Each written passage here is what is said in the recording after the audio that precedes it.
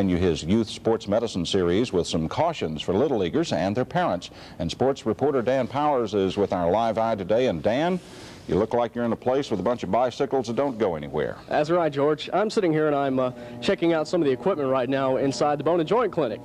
And I think I'm going to stop before I get worn out. I'm going to be talking with Terry Eberhardt in just a few minutes, and we'll talk about sports injuries. That's coming up in a little bit. Follow up to Dr. Red Duke's series. Exactly. We're going to just talk a little bit about some injuries, like in throwing baseballs, if children should and how much they should. Okay. Look forward to it, Dan. Also today, Al Bolton's weather is coming up, as well as this.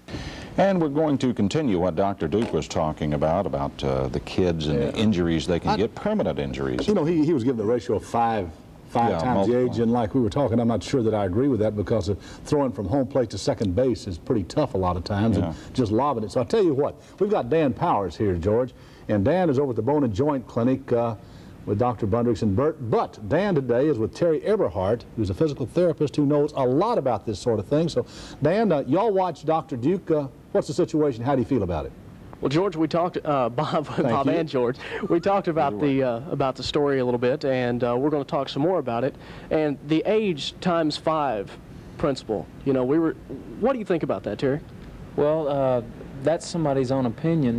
My opinion is that starting in the first of the year, the kids should throw a certain amount to where they don't get sore. They should not overthrow starting out early. Really go with their coach's decisions.